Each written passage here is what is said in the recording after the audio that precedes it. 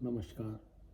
श्रीमद्वाल्मीकीय रामायणे किष्किन्धाकाण्डे द्वात्रिंशः सर्गः। अंगदस्य वचः श्रुत्वा सुग्रीवः सचिवः सह लक्ष्मणं कुपितं श्रुत्वा मुमोचासनम् आत्मवान्। मंत्रियों सहित अंगद का वचन सुनकर और लक्ष्मण के कुपित होने का समाचार पाकर मन को वश में रखने वाले सुग्रीव आसन छोड़कर खड़े हो गए। स चैतानब्रवीत् वाक्यं निश्चित्य गुरुलाघवं मंत्रज्ञान मंत्रकुशलो मंत्रेषु परिनिष्ठितः। वे मंत्रणा के परिनिष्ठित विद्वान होने के कारण मंत्र प्रयोग में अत्यंत कुशल थे। उन्होंने श्री रामचंद्र जी की महत्ता और अपनी लघुता का विचार करके मंत्रज्ञ मंत्रियों से कहा, न मे दुर्व्याहृतं किंचिन्नापि मे दुरनुष्ठितं लक्ष्मणो राघव भ्राता क्रुद्धः किमिति चिंतये। मैंने न तो कोई अनुचित बात मुंह से निकाली है, न कोई बुरा काम ही किया है। फिर श्री रघुनाथ जी के भ्राता लक्ष्मण मुझ पर कुपित क्यों हुए हैं? इस बात पर मैं बारंबार विचार करता हूँ। असुरभि ममा मित्र नित्यम अनंतर अदर्शिभिः मम दोषान् संभूतान् श्रावितो राघवानुजः। जो सदा मेरे छिद्र देखने वाले हैं तथा जिनका हृदय मेरे प्रति शुद्ध नहीं है, उन शत्रुओं ने निश्चय ही श्री रामचंद्र जी के छोटे भाई लक्ष्मण से मेरे ऐसे दोष सुनाए हैं जो मेरे भीतर कभी प्रकट नहीं हुए थे। अत्र तावत् यथा बुद्धि सर्वैरिव यथा विधि भावस्य निश्चयस्तावत् विज्ञेयो निपुणं शनः। लक्ष्मण के कोप के विषय में पहले तुम सब लोगों को धीरे धीरे कुशलतापूर्वक उनके मनोभाव का विधिवत निश्चय कर लेना चाहिए, जिससे उनके कोप के कारण का यथार्थ रूप से ज्ञान हो जाए। न खल्वेस्ति मम त्रासो लक्ष्मणान्नापि राघवात् मित्रं स्वस्थान् कुपितं जनयत्येव संभ्रमम्। अवश्य ही मुझे लक्ष्मण से तथा श्री रघुनाथ जी से कोई भय नहीं है, तथापि बिना अपराध के कुपित हुआ मित्र हृदय में घबराहट उत्पन्न कर ही देता है। सर्वथा सुकरं मित्रं दुष्करं प्रतिपालनम् अनित्यत्वात् तु चित्तानां प्रीतिरल्पे अपि भिद्यते।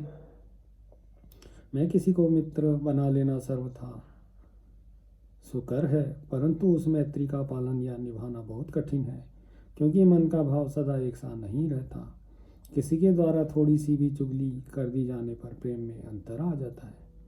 अतो निमित्तं त्रस्तोऽहं रामेण तु महात्मना जन्ममोपकृतं शक्यं प्रतिकर्तुं न तन्मया।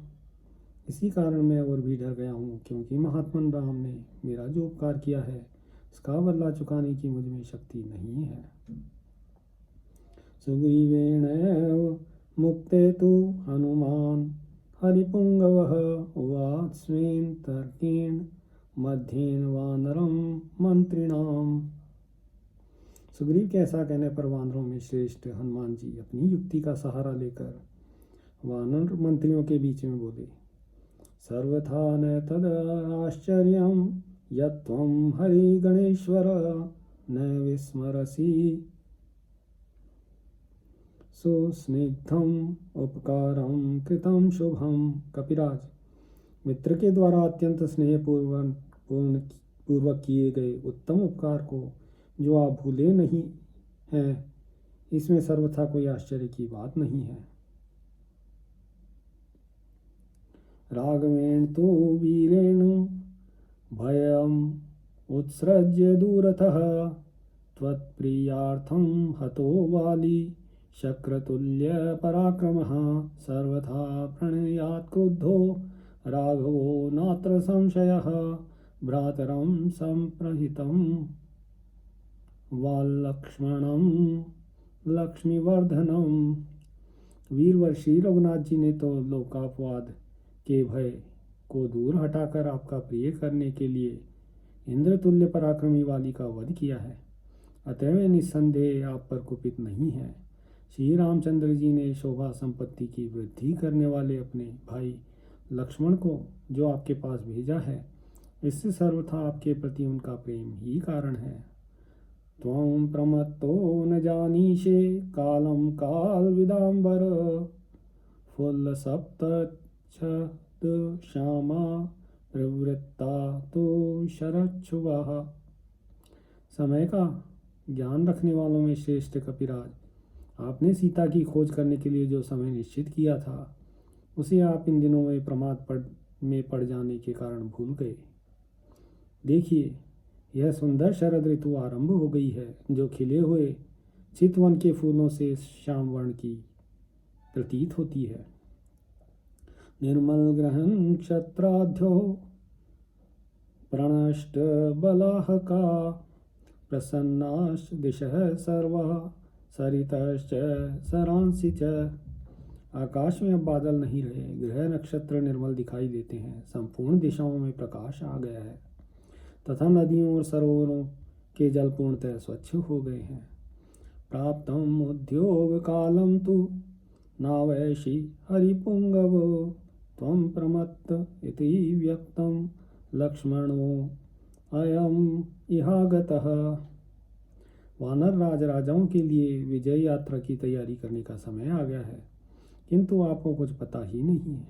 इससे स्पष्ट प्रतीत होता है कि आप प्रमाद में पड़ गए हैं, इसीलिए लक्ष्मण यहाँ आए हैं।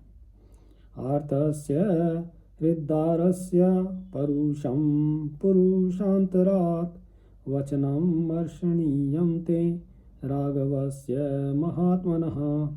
महात्मा श्री रामचंद्र जी की पत्नी का अपहरण हुआ था, इसलिए वे बहुत दुखी हैं। अतः यदि लक्ष्मण के मुख से उनका कठोर वचन भी सुनना पड़े तो आपको चुपचाप सह लेना चाहिए। कृतापराधस्य हि तेनान्यत् पश्याम्यहं क्षमम् अंतरेणांजलिं बद्ध्वा लक्ष्मणस्य प्रसादनाथ। आपकी ओर से अपराध हुआ है, अतः हाथ जोड़कर लक्ष्मण को प्रसन्न करने के सिवा आपके लिए और कोई उचित कर्तव्य मैं नहीं देखता। नियुक्त मंत्रिभिर्वाच्यो यावश्यं पार्थिवो हितम् इत्येव भयं त्यक्त्वा ब्रवीम्यवधृतं वचः।